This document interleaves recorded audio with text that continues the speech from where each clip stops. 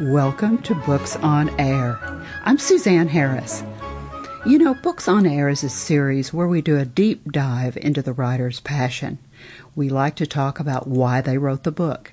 Sometimes we get into what their writing process is like, and more importantly, we find out what they hope their reader takes away from their book. You will get a real glimpse behind the creative curtain, if you will. Joining me today is someone I cannot wait to introduce you to. Her name is Mamimo Chan, and she's written a delightful children's book called Sue's Splashy Surprise, a Pond-ering adventure. And I'll explain that pronunciation in a few moments. It's part of the title, and it's great fun. Mamimo, welcome to Books on Air. It's such a pleasure to have you. Thank you so much, Suzanne. I'm really glad to be with you on air as well. And I'm so excited about sharing my book with all of your listeners. Well, it's a prize winner. I mean, it's won awards already. In the 2024 American Writing Awards, you received an award and then an honorable mention at the Reader Ready Awards. Congratulations. Thank you so much, Suzanne. It was a very pleasant surprise for me, and I think it kind of encouraged me to continue writing and to try to bring delight to children as well as parents and grandparents. Well, you've done that with this book. It is just wonderful. I really enjoy it. You know, writers tell two stories with their books. The first story that they tell is the one that they put on the page and they share with the reader. But there's always that second story. That second story is about how that book came to be, how it came to life. What's the second story, Mamimo, about Sue's Splashy Surprise? How did it come into being? Well, yes. I derived my inspiration from my interaction with children because I'm the educator for more than 30 years. And when I interact with children, I see in them a lot of curiosity, a lot of wanting to know more and explore the world. And that's what I always incorporate in my teaching during my education year. And at the same time, I make sure that the children enjoy the process. So that is something that I weaved into the book to kind of give the children the curiosity of what's happening, at the same time to have the courage to explore the world. I feel that really, in this very fast-paced society that we're in now, what about with technology, we mustn't forget about the basic of our being. Our being came from a family, and to us, family is really very critical in how we grow up. And the polarity of growing up together in a family, but at the same time, giving the independence to the young children when they're growing up so that they make decisions and they actually will explore the world. They can have different experiences and they may make mistakes along the way, but that is part of their learning journey. And I really hope that the book can bring this to the readers, be it their parents, grandparents, or the children. I love it. That's exactly what I believe as well. And I think you are really doing an excellent job. The book is just, I love the story and I love the illustrations. Did you do the artwork? The illustration really is actually my old home. It is my original home, my first home. And I had a photograph of that captured in the year of 1970s in Singapore. We don't quite see such homes around us anymore because we have developed very quickly over the past 50 years. And as a result, I want it to be captured and put in a book. I have a granddaughter now, and I would love that this book becomes something that is a legacy for the family. So my granddaughter will know that, that's how it has been during my grandparents' time, how we live, what is our home like, what does it look like around us. Yeah, so that's the illustration in the book. You know, I have to tell you a secret. I have a very very special place in my heart for children's book writers. I think that you are very special because you must come up with a topic, and then you must try to see it the way a child would see it so that you can write it and pull that child into the story. And you've done that exactly with Sue's Splashy Surprise. Let's give our listeners an overview of what the book's about, because I just love it. Yes, as you say, the actual title speaks a lot about what's happening in the book as well. A pond-ering adventure. It requires the making of a pond in the book. It teaches about the capillary action of how we are actually taking care of the fish in the pond. But it's also a pondering adventure for Sue because she realized that at times she made mistakes along the way. And with that mistake, how is she going to actually save the day?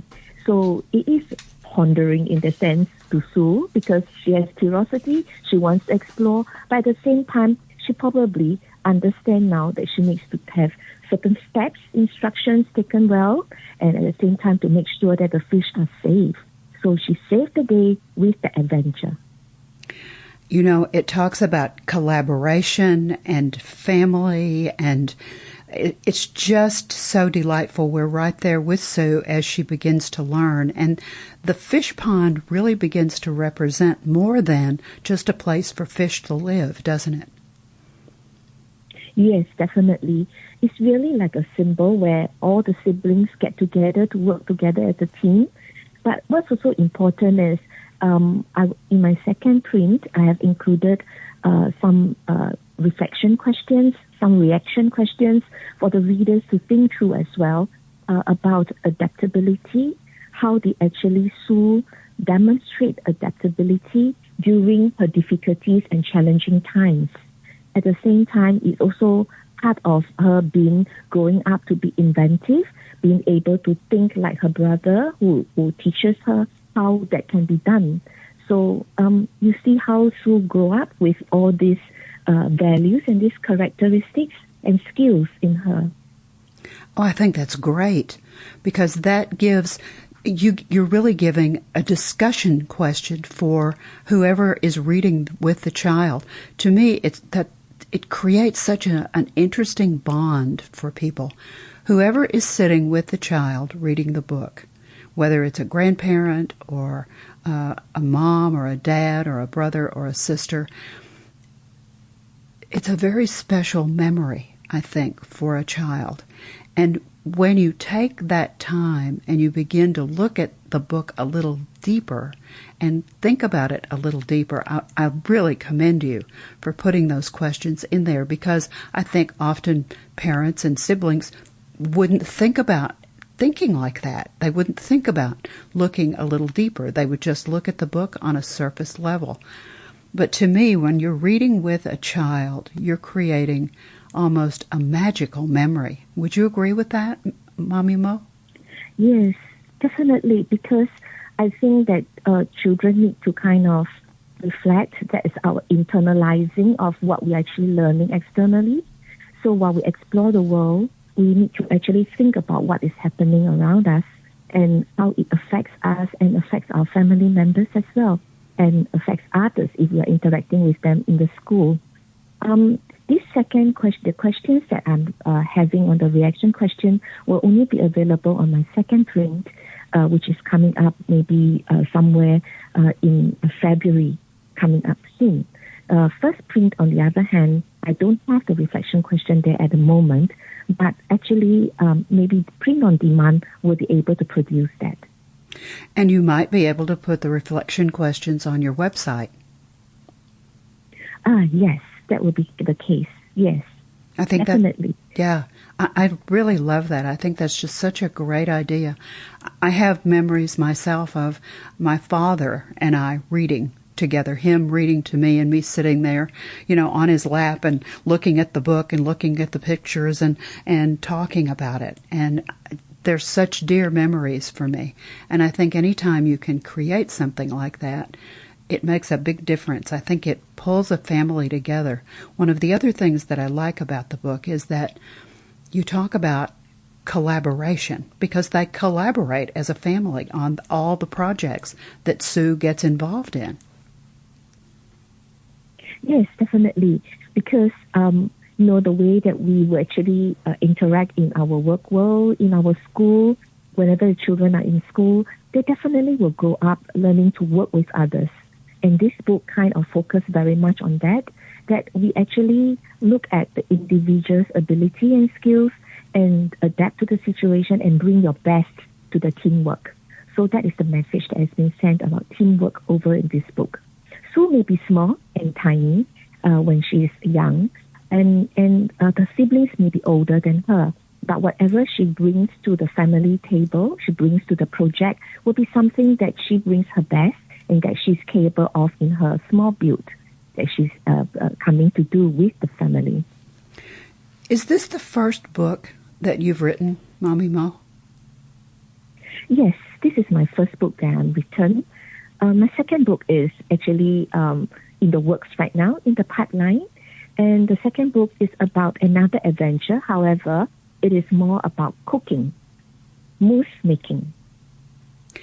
I really like that. I like it that you're following up with some scientific principles. You have scientific principles in both books, and you're presenting them in a way that is easy for everybody to understand and identify with. If I were a child sitting down listening to this, I'd want to build a fish pond. And I'm sure that when I read your next book about making mousse, I'm going to want to make it. I think it's wonderful. Yes, I certainly hope so, because children learn best when they're exploring and being hands-on on the matters. And it's a safe environment to explore. That's the other thing. You want to make it a safe environment to explore. You're encouraging both of those things, I think. Yes, definitely, because I think that with exploration, children build their curiosity and wanting to learn more and wanting to find out more, and that is actually the very essence of learning. A lot of time, it is not much about drilling down with facts.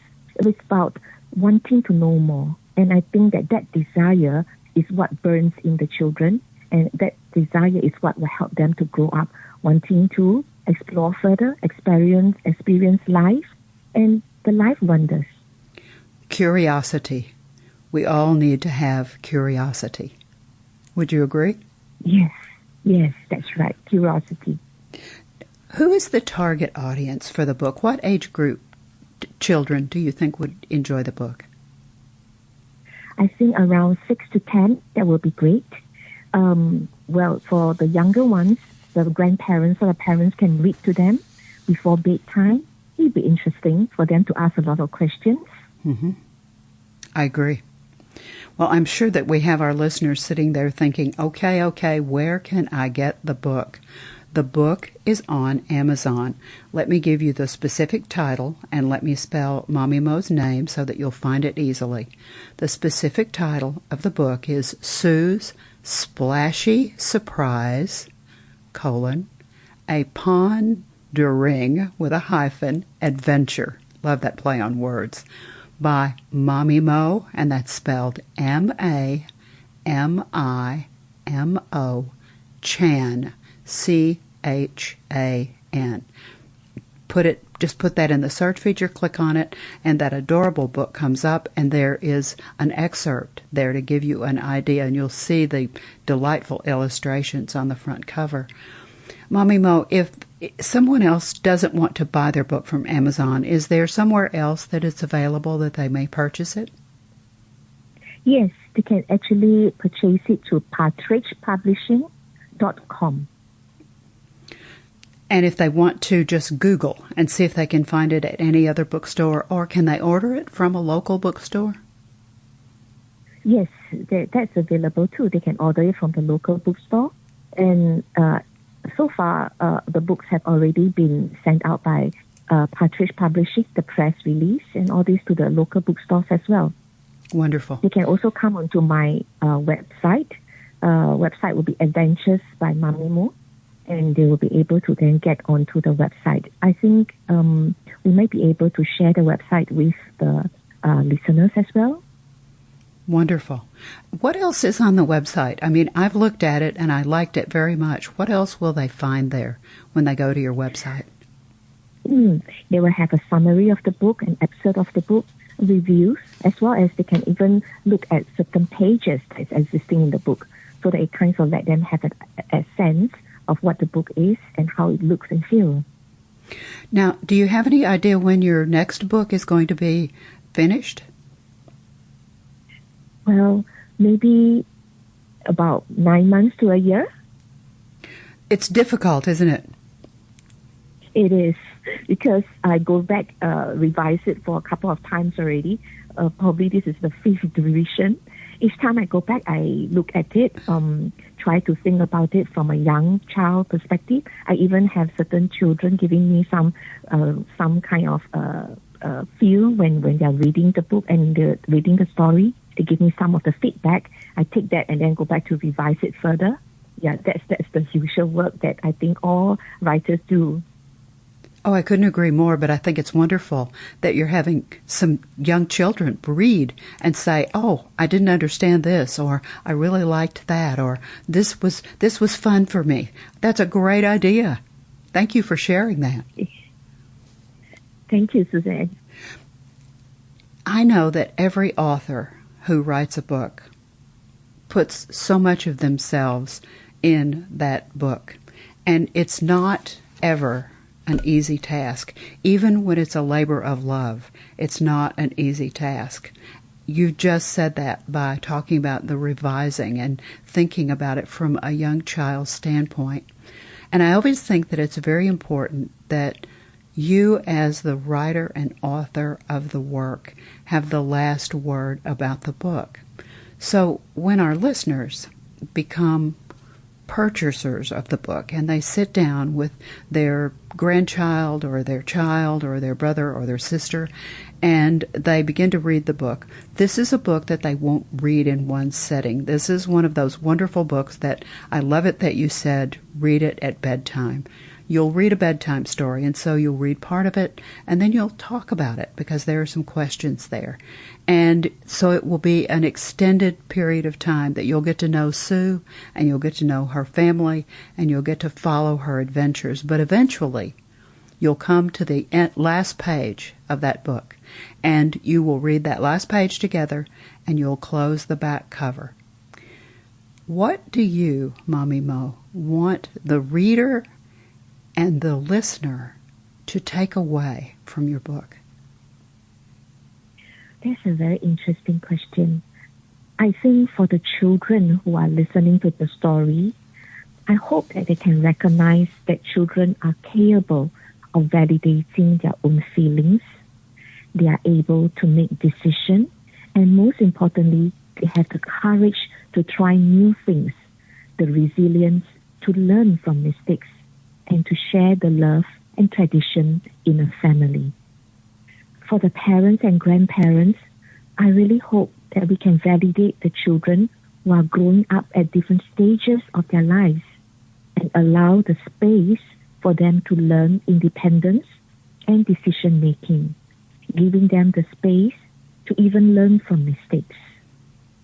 I think that is the thing I hope that we can take away from the book when we close the last page of the book. I can't tell you what a pleasure it's been for me to be able to talk to you about this lovely little book. It's just so delightful, and you've done such a wonderful job. And listening to you talk about it, I hear the enthusiasm in your voice, and I hear the compassion in your voice, and I hear how important the message for this book is to your readers and to anyone who will be associated with the book. So thank you so very much for being my guest, Mamimo. Thank you so much, Suzanne, for having me on your show. It has been a delightful experience. Yes. Thank you very much. You've been listening to Books on Air, brought to you on the webtalkradio.net platform. You can also hear our podcast on Apple, iHeartRadio, and Stitcher. Remember Where to Find Sue's Splashy Surprise, A Pond-ering Adventure by Mamimo Chan on Amazon. Remember to keep reading, keep writing, and keep telling your stories. Thank you so very much for listening.